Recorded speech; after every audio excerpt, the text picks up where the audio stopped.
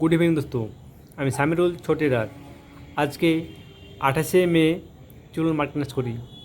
দেখতে পাচ্ছেন এই জোন থেকে আজকে এই জোন আজকের এটা মার্কেট। তো চলুন আজকে মার্কেট কোথায় কী কী ক্যান্ডেল তৈরি হয়েছে আর কী কী মার্কেটে প্রাইস অ্যাকশন মানেছে চলুন সেটাই দেখি।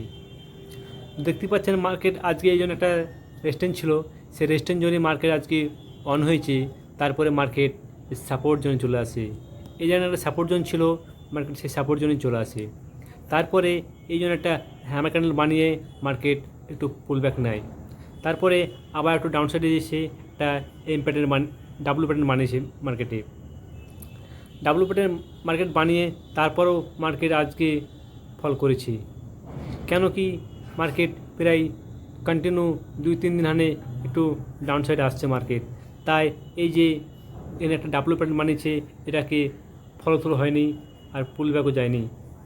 আমি এই জায়গাতে রেডি ছিলাম বাই করার জন্য, কেন এখানে কোনো যদি বুলিশ ক্যান্ডেল তৈরি হয় তো আমি বাই করব, কোনো বুলিশ ক্যান্ডেল তৈরি হয়নি আমি তাই বাই করিনি, তাই আজকে আমি কোনো ট্রেডও নিইনি।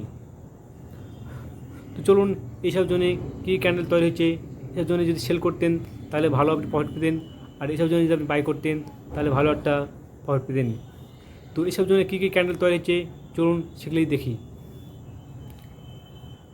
তো সর্বপ্রথম আপনি যদি এই ক্যান্ডেলটাকে ফলো করেন তাহলে দেখতে পাবেন এখানে একটা হ্যামার ক্যান্ডেল তৈরি হয়েছে।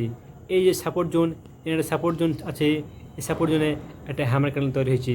তারপরে মার্কেট এখান থেকে বুলিশ গেছে, তারপরে আবার একটু পুলব্যাক এসে মার্কেটে ভালো করে দেখুন এখানে একটা ইলকান ফিন ক্যান্ডেল তৈরি হয়েছে, তারপরে মার্কেট আবার উপরে গেছে। তারপরে যদি আপনি ভালো করে ফলো করেন এই জন্য একটা হ্যাঙ্গিং ম্যান ক্যান্ডেল তৈরি হয়েছে, তারপরে মার্কেট আবার ফল করেছে। আবার যদি আপনি ফলো করেন এই যে সাপোর্ট জোনটা ভালো করে ফলো করুন, এখানে একটা ছোট্ট একটা হ্যামার ক্যান্ডেল তৈরি হয়েছে।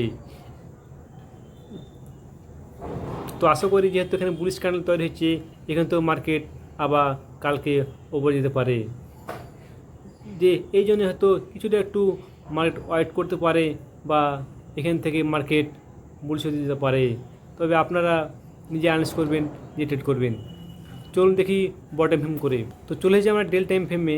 দেখতেই পাচ্ছেন মার্কেট খুব একটা বুলিশ, যে মার্কেটে এই যে জোন এখানে মার্কেট ফেসে গেছে, এই জন্য মার্কেট সময় বিতাচ্ছে। এই জন্য মার্কেট একটা ইভিনিং স্টার ক্যান্ডেল বানিয়েছে, 3টে ক্যান্ডেল মিলে একটা ইভিনিং স্টার ক্যান্ডেল বানিয়েছে, একটা বিয়ারিশ ক্যান্ডেল বানিয়েছে মার্কেট। তারপরে মার্কেট একটু ডাউন সাইডে আসার চেষ্টা করছে, কিন্তু এই জন্য একটা সাপোর্ট আছে, সেই সাপোর্টটা মার্কেট হয়তো পার করতে পারছে না। যদি মার্কেট সাপোর্টটা যদি পার করে যায় তাহলে হয়তো কিছুটা কারেকশান আসতে পারে এই জোন অবধি। আর এমন হতে পারে মার্কেট এই জোন থেকে হতে পারে সাপোর্ট নিয়ে আবার উপরে যেতে পারে। তবে ট্রেড করার আগে আপনারা যে অ্যানালাইজ করবেন, যে ট্রেড করবেন। ধন্যবাদ।